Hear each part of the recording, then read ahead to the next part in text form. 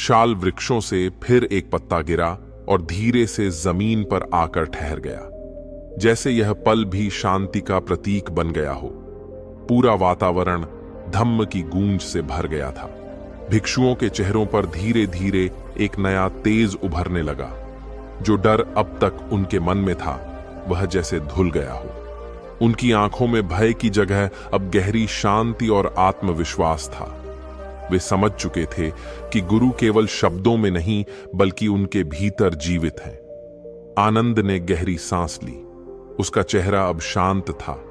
उसने मन ही मन सोचा, गुरु हमें अकेला नहीं छोड़ रहे, वे हमें अपने पैरों पर खड़ा कर रहे हैं। ये विचार आते ही उसके हृदय में एक अनोखी शक्ति का संचार हुआ। बुद्ध ने भिक्षुओं की इस आंतरिक परिवर्तन को महसूस किया। वे धीमे स्वर में बोले, देखो, यही धम्म का प्रकाश है। जब तुम्हारे भीतर डर खत्म हो जाता है और तुम जागरूक हो जाते हो, तभी सच्ची समझ जन्म लेती है। यही मेरा उद्देश्य था। भिक्षु एक स्वर में बोले, गुरुदेव, हम धम्म को ही अपना मार्गदर्शक बनाएंगे। हम आपके उपदेशों को जीवन में उतारेंगे। उनके स्वर में दृढ़ता थी। बुद्ध मुस्कुराए। उनके चेहरे पर अद्भुत संतोष दिखाई दिया। उन्होंने कहा, याद रखो, यह मार्ग आसान नहीं है। साधना निरंतर करनी होगी, लेकिन अगर तुम धम्म पर टिके रहोगे तो कोई अंधकार तुम्हें हिला नहीं पाएगा। वातावरण में एक गहरी शांति छा गई। चांदनी और भी उज्जवल लग रही थी, मानो भिक्षुओं के भीतर के प्रकाश को प्रतिबिंबित कर रही हो। उन्हें लग रहा था कि वे अब किसी भी परिस्थिति में डगमगाएंगे नहीं। बुद्ध ने अपने दोनों हाथ धीरे धीरे उठाए, मानो अपने शिष्यों को अंतिम आशीर्वाद दे रहे हों। उनका स्वर बहुत कोमल था, पर हर शब्द गूंज की तरह पूरे वातावरण में फैल गया। तुम सब प्रकाश बनो। जब भी अंधकार छाए, धम्म को याद करो। तुम में से हर कोई अपने भीतर मार्गदर्शक पा सकता है। भिक्षु गहराई से झुक गए। उनकी आंखों में आंसू थे, लेकिन इस बार यह आंसू दुख के नहीं थे, बल्कि कृतज्ञता और श्रद्धा के थे। उन्हें लग रहा था कि गुरु ने उनके हृदय में एक स्थायी दीपक जला दिया है। बुद्ध ने आगे कहा, याद रखो, मैंने तुम्हें केवल मार्ग दिखाया है। मैं नहीं चाहता कि तुम मेरा अंधा अनुकरण करो। सत्य को स्वयं देखो, उसे स्वयं परखो। अपने जीवन को ऐसा बनाओ कि वह धम्म का जीवंत उदाहरण बन जाए। आनंद का गला भर आया।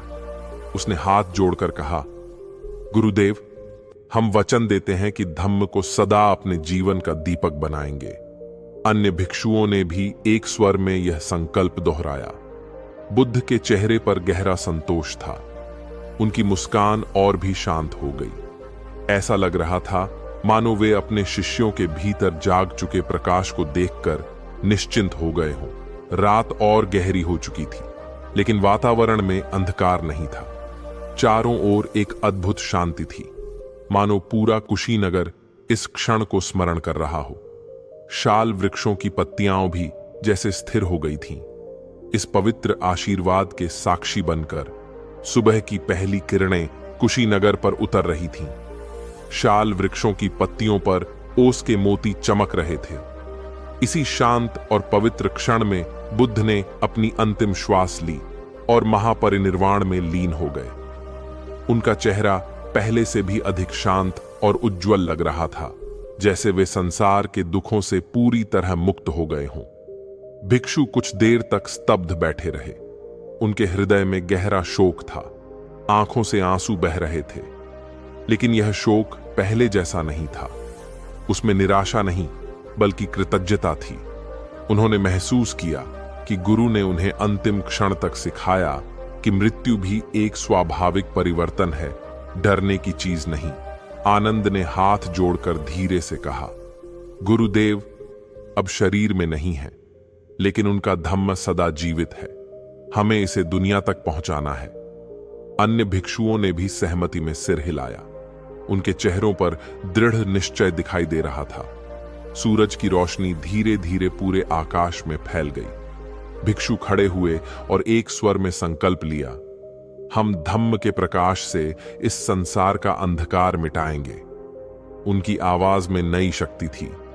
वातावरण में अब दुख नहीं था, बल्कि एक नई शुरुआत की ऊर्जा थी। ऐसा लग रहा था जैसे बुद्ध का प्रकाश अब हर भिक्षु के हृदय में जल उठा हो। कुशीनगर के उस सुबह ने इतिहास को बदल दिया। यह अंत नहीं था, बल्कि एक नए युग की शुरुआत थी।